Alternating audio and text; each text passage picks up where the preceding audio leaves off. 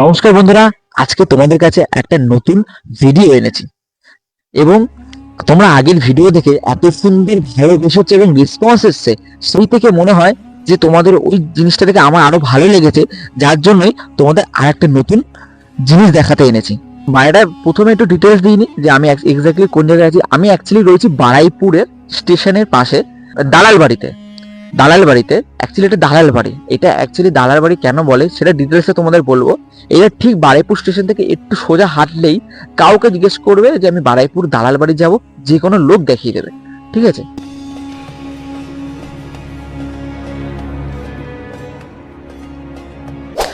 তো এই দালাল বাড়ির একটা ছোট্ট ইতিহাস তোমাদের বলি।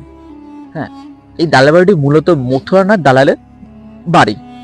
একসময় এই দালাল বাড়ি অ্যাকচুয়ালি উনি এইখানকার সময় তখন দেখাশোনা করতেন। দেখাশোনা করতেন কিরকম আমি বলছি। দেখাশোনাটা অ্যাকচুয়ালি করতেন উনি এই জমিগুলোকে দেখভাল করতেন এবং এখানে মানে প্রজারা যাদের কিছু যা সমস্যা ছিল সেইগুলো উনি দেখাশোনা করতেন। তো প্রজারা তাকে রাজার মতন সম্মান দিত। কেন? হয় তিনি রাজার মতন বিচার করতেন, তাই বলে প্রজারাও তাকে ভালো চোখেই দেখতো। তিনি এই স্টেটের খাজনা প্রজাদের কাছ থেকে যেগুলো সবই নেওয়া হতো নিত এবং তিনি এই স্টেটটাকে পুরো দেখতেন। অ্যাকচুয়ালি এই জমিটা ছিল রানী রাসমণির বরের। ঠিক আছে? তিনি এই জমিটি কিনেছিলেন রাজা রাজবল্লভ রায়ের কাছ থেকে। নবাবদের সময় কিনেছিলেন। নবাবদের বা ব্রিটিশ শাসনের আগে কিনেছিলেন। তো তার কাছ থেকে, তার মানে রাজা বল্লভ রায়ের কাছ থেকে কিনেনি, রাজা বল্লভ রায়ের পরিবার তাকে বিক্রি করে দেয়। তখন উনি এই স্টেটটাকে সামলানোর জন্য মথুরানাথ দালালকে দায়িত্ব দেওয়া হয়েছিল। তো মথুরানাথ দালাল তখন ইনি এই দায়িত্বটা পূরণ করতেন। তো আর অ্যাকচুয়ালি মথুরানাথ দালাল ছিলেন তাদের পরিবারের একজন লোক। এক পরিবারের লোক কিরকম করে বলছি তোমাদের। পরিবারের লোক হচ্ছে মথুরানাথ দালাল অ্যাকচুয়ালি রানী রাসমণির জামাতা, মানে জামাই। উনি রানী রাসমণির তৃতীয় মেয়ের জামাই।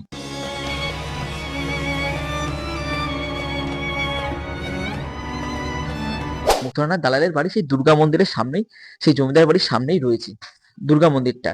তো এই দুর্গা মন্দিরটা তোমরা দেখতে পারবে প্রচুর ভগ্নাংশ হয়ে গেছে, মানে এখনো বলতে গেলে ঐতিহ্য কিছুটা হলেও রয়েছে। মানে বোঝা যাচ্ছে যে 1817 সালের এবং 1800 শতকের সময় বা 1837-এর সময় এই জিনিসটা কেমন ছিল। তাহলে বুঝতে পারছো তখনকার সময় এখানে জাঁকজমক কিভাবে পুজো হতো এবং সেই স্ট্রাকচার গুলো দেখে বোঝা যাচ্ছে সেই সময়কালে কিভাবে হতো এবং স্ট্রাকচার গুলো দেখে বোঝা সেই মন্দিরটা কিরকম ছিল। তো এই মন্দিরটা দেখতে দেখতে আমার একটা মনে পড়লো, এখানে একটা সুন্দর খুব কালী মন্দির আছে। তো এই কালী মন্দিরটা একবার দেখা যাক সেই জায়গাটা কিরকম। তো আসো এই কালী মন্দিরটায় আমি একটা দেখলাম, দারুণ দারুণ। মানে কেন বলবো কালী মন্দিরটা দারুণ, মানে ঠাকুর নেই, ঠাকুর নেই। দেখো তুমি এক্স্যাক্টলি দেখো, কিন্তু ঠাকুর নেই, ঠাকুর নেই, কিন্তু সেই ঠাকুরের এক্স্যাক্টলি দেখো কি আছে। এইটা হচ্ছে এইটা হচ্ছে সেই কালীমার ধ্বজ। মানে এখানে কালী পুজো হতো, মানে এই দুর্গা পুজোর সাথে সাথে এই কালী ঠাকুরের পুজোও হতো এবং সেটা জাঁকজমক ভাবে হতো।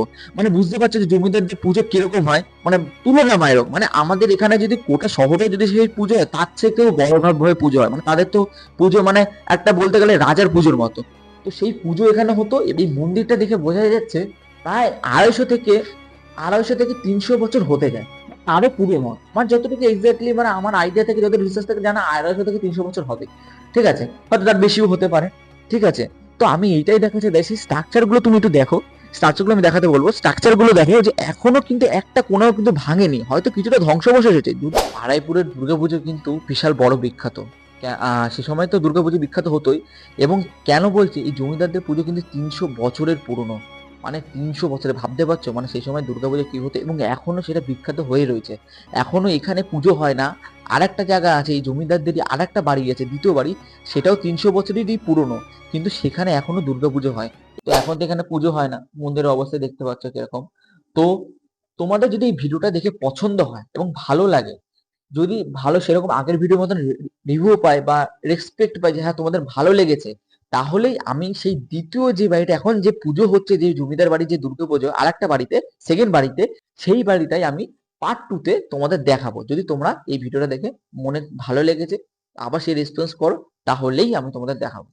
তো আজকে এতটাই থাকলো। ঠিক আছে? এখানেই শেষ করছি। তো এই ভিডিওটা যদি তোমাদের ভালো থাকে, অতি ভালো লাগে, কমেন্ট করে অবশ্যই জানাবে কেমন লাগলো। ঠিক আছে?